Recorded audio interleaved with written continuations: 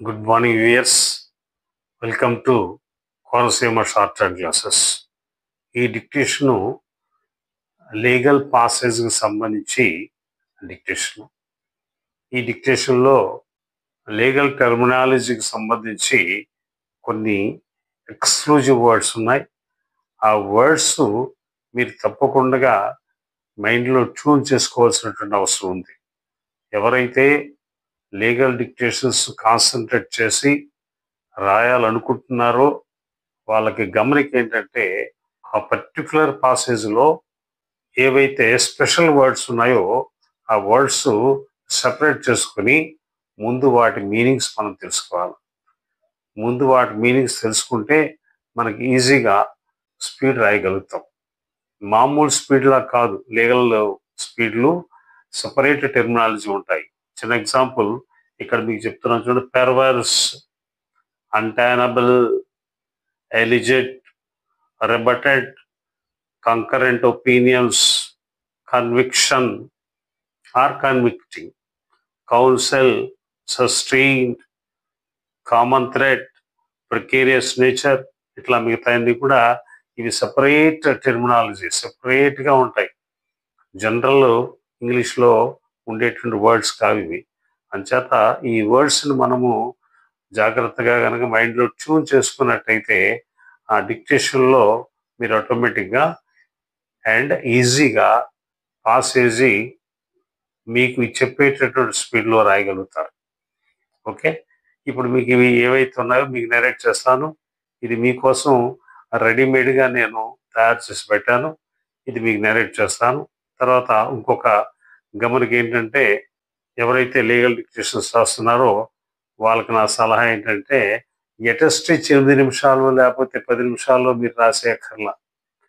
ముందు స్టార్టింగ్ ఒక 3 మినిట్స్, ఆ 3 మినిట్స్ మీకు ఈజీగా వచ్చేసిన తర్వాత ఇంకో 3 మినిట్స్, అట్లా మీరు ఆ పాసేజ్ డ్యూరేషన్ పెంచుకోవాలి తప్పితే ఒక్కసారిగా 7 మినిట్స్ రాయటం అనేటువంటిది చాలా కష్టం. తర్వాత నాకు ఈవినింగ్ 7:30కి ఈ లీగల్ డిక్టేషన్స్ క్లాస్ ఉంది. అది ½ an hour ఉంటుంది. నాకు స్టూడెంట్స్ కొంతమంది ఉన్నారు. దాంట్లో కొంతమంది స్టూడెంట్స్ ఏంటంటే, సార్ మేము 80 స్పీడ్ కాదు 100 రాసేస్తాం లేకపోతే 120 రాసేస్తాం అని చెప్పేటువంటి వాళ్ళు చాలామంది ఉన్నారు. వాళ్ళకి నేను చెప్పిన విషయం ఏంటంటే, లీగల్ డిక్టేషన్స్ 120 రాసేద్దాము 100 రాసేద్దాం అని కంగారు ఉండకూడదు. మీకు 80 పర్ఫెక్ట్గా వచ్చిన తర్వాత నెక్స్ట్ 90కి వెళ్ళాలా, తర్వాత 100కి వెళ్ళాలా, తర్వాత 120కి వెళ్ళాలా. ఇది నా సలహా.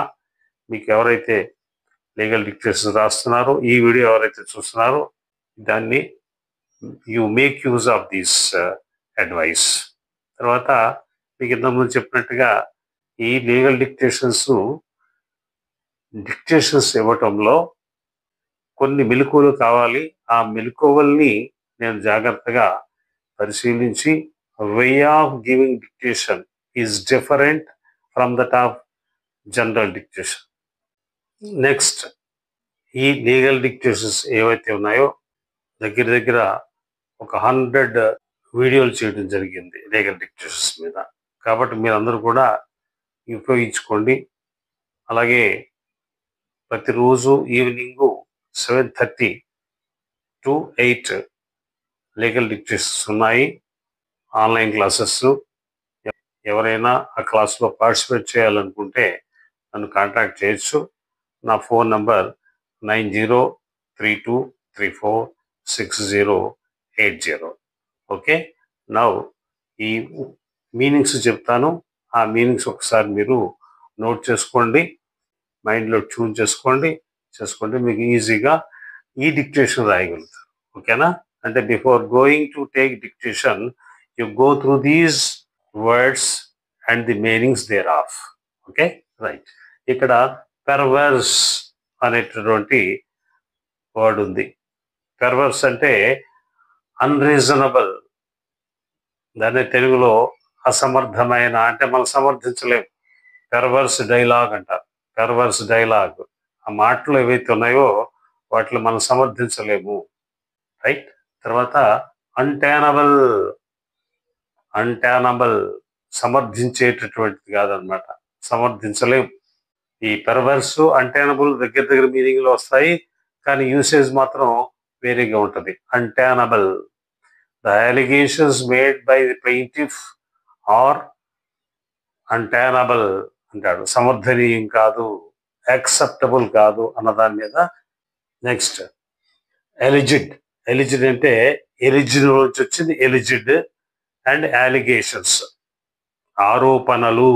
అలిగేషన్స్ అంటే, అలిగేషన్ అంటే ఆరోపణ, ఎలిజిడ్ అంటే ఆరోపించబడినది, ఎలిజిడ్ అంటే ఆరోపించడము.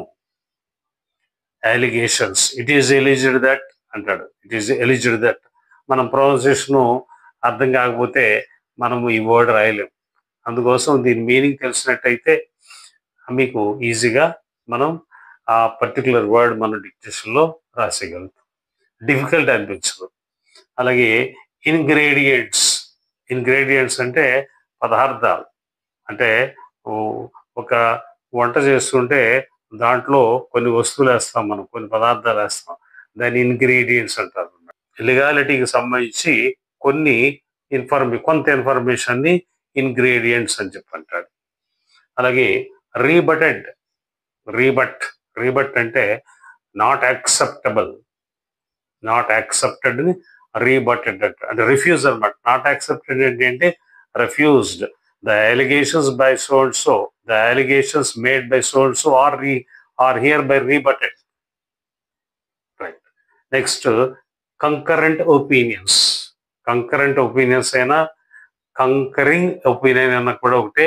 ఇదేంటంటే అగ్రీయింగ్ విత్ అంటే ఒప్పుకోవటం, అగ్రీయింగ్ వాళ్ళతో పాటు ఒప్పుకోవటాన్ని, వాళ్ళ అభిప్రాయాన్ని ఒప్పుకోవటాన్ని అగ్రీయింగ్ విత్ అని చెప్పంటారు. దాన్ని కంకరెంట్ ఒపీనియన్ కూడా అంటారు. Next convicting. కన్విక్షన్ శిక్ష, కన్విక్షన్ శిక్ష. కన్విక్ట్ నుంచి వచ్చింది కన్విక్టెడ్, కన్విక్షన్. కన్విక్ట్ అంటే శిక్షింపబడటము. Is convicted for 5 years imprisonment అంటాడు అన్నమాట. Is convicted. నెక్స్ట్ కౌన్సిల్, న్యాయవాది. లాయర్ అంటారు ఆయన్ని, అడ్వకేట్ అంటాడు, ప్లేడర్ అంటారు, కౌన్సిల్ అని కూడా అంటారు.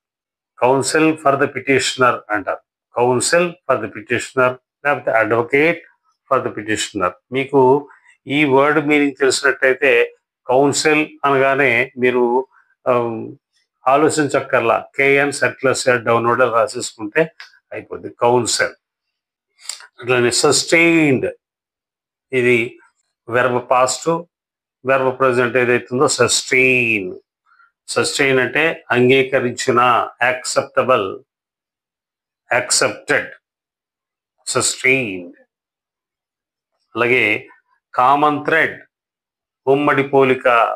ఇప్పుడు నేను ఏదైతే చెప్పానో ఇవి మళ్ళీ మీరు గూగుల్లో ఒకసారి మీరు వెరిఫై చేసుకుని మీనింగ్, నేను చెప్పింది ఏదైతే ఉందో మీరు ఒకసారి కంపేర్ చేసుకోండి.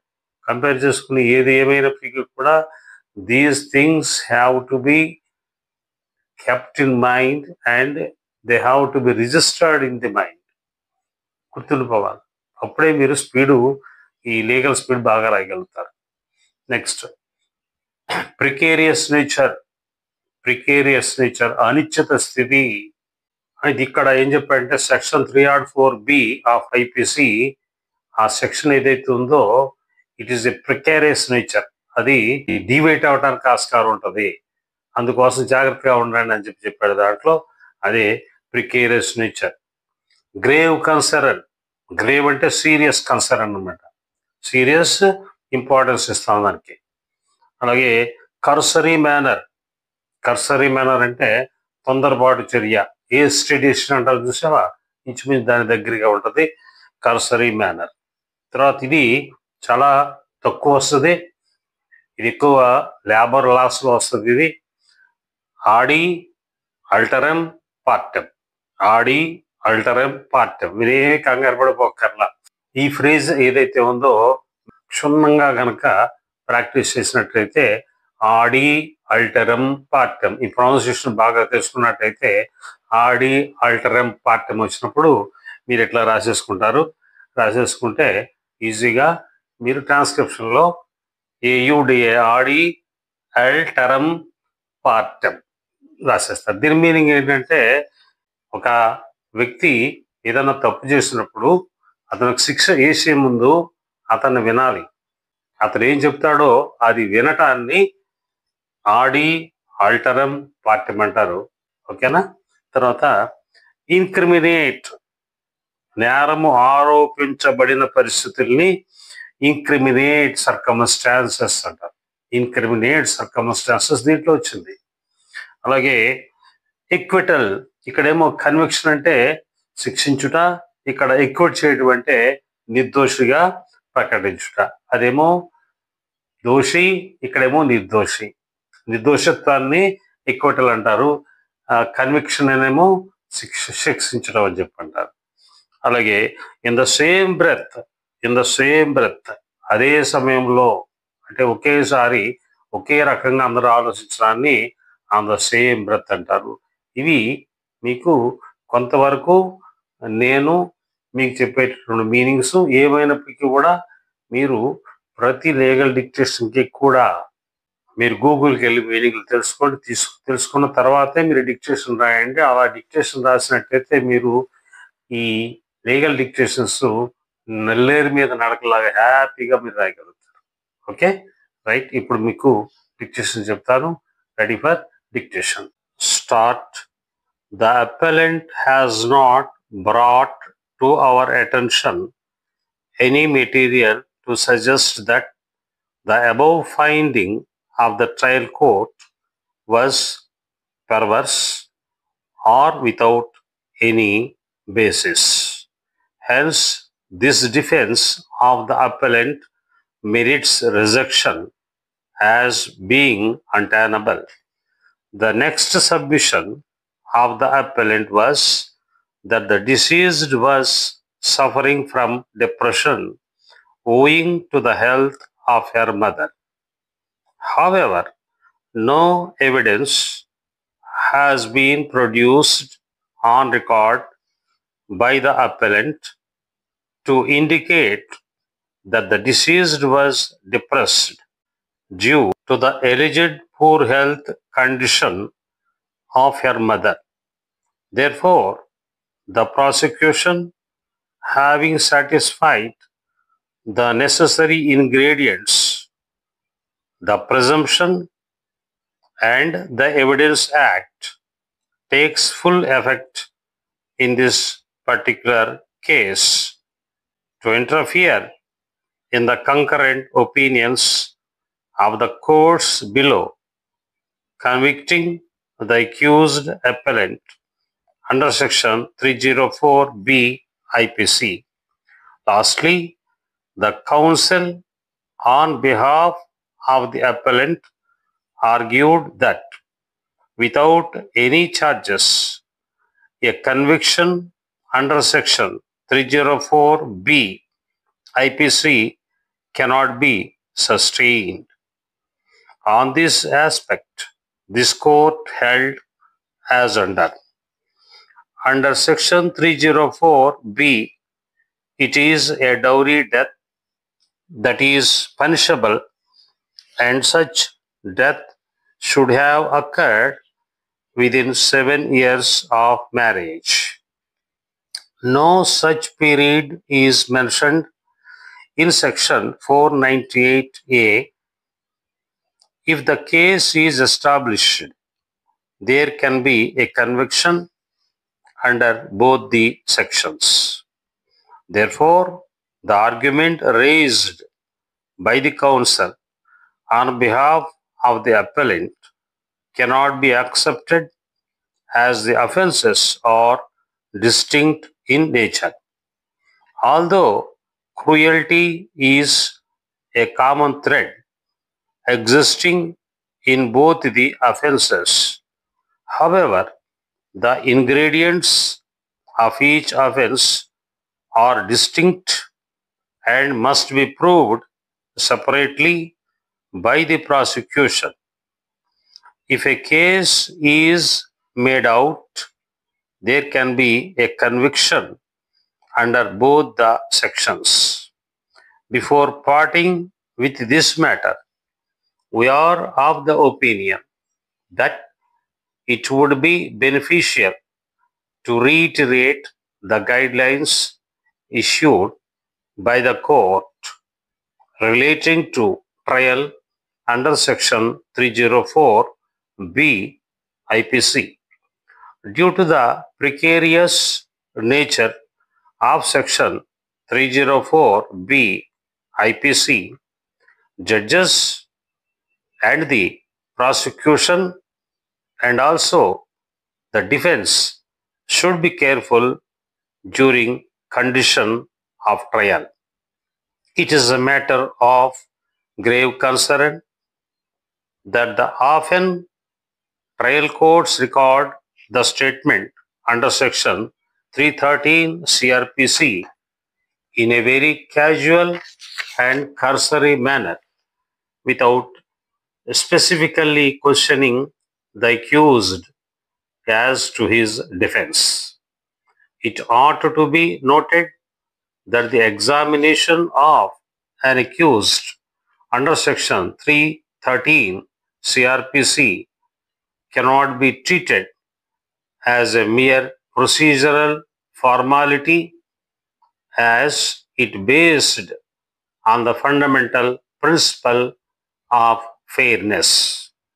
This aforesaid provision incorporates the valuable principle of natural justice, adi alteram partem, as it enables the accused to offer an explanation for the incriminatory material appearing against him.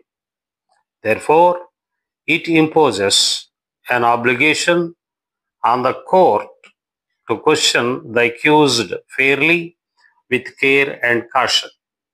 The court must put incriminating circumstances before the accused and seek his response. A duty is also cast on the counsel of the accused to prepare his defense since the inception of the trial with due caution, keeping into consideration the peculiarities of the case.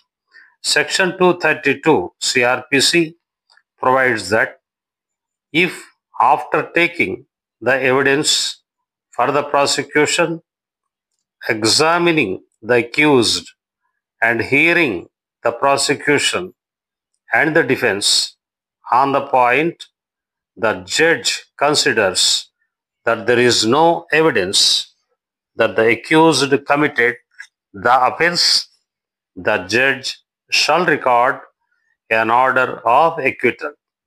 Such discretion must be utilized by the trial courts as an obligation of best efforts.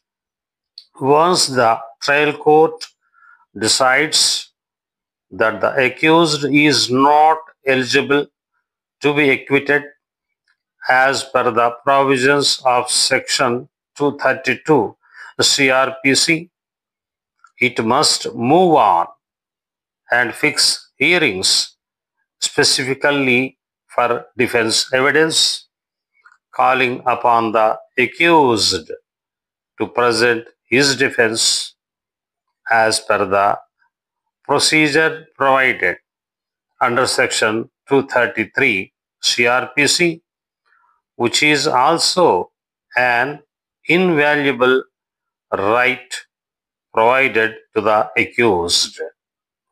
In the same breath, trial courts need to balance other important considerations such as the right to a speedy trial. Apart from the above, the presiding judge should follow the guidelines laid down by this court while sentencing and imposing appropriate punishment. In the light of the above findings, after perusing the relevant material and the evidence available, we find that the High Court and the trial court have not committed any error in convicting the appellant under section 304B IPC, as the appellant failed to discharge the burden under Evidence Act. The appellant has not brought any material on record which merits the interference of this court in the impugned judgment. Appeal is dismissed. Pending applications, if any, are disposed of accordingly. That's all. మరి మీరు ఏదైతే డిక్టేషను తీసుకున్నారో, మీరు నేను board మీద చెప్పినటువంటి వర్డ్స్కి meanings తెలుసుకోవటం వల్ల ఈజీగా రాయగలిగారని నేను అనుకుంటున్నాను. సో మీరు ఇదే system with regard to legal dictations మీరు ఫాలో అయితే మీరు ఫ్యూచర్లో చక్కగా legal dictations with much is మీరు రాయగలుగుతారని చెప్పి నా సలహా. ఓకే, మరి ఈ వీడియో కనుక నచ్చినట్టయితే మీరు మీ కామెంట్స్ ఏవైతే ఉన్నాయో, అంటే మీ అభిప్రాయాలు ఏవైతే ఉన్నాయో కామెంట్స్ రూపంలో పెట్టండి. అలాగే మీ ఫ్రెండ్స్ చాలామంది ఉంటుంటారు ఈ లీగల్ డిక్టేషన్స్ రాసేవాళ్ళు, వాళ్ళకు కూడా షేర్ చేయండి. మరి ఇంతకుముందు కనుక ఈ channel Konaseema short hand classes ఛానల్ని మీరు సబ్స్క్రైబ్ చేసుకోకపోతే దయచేసి సబ్స్క్రైబ్ చేసుకోండి. మరిన్ని వీడియోలతో మీ ముందుకు వస్తాను. Thank you very much.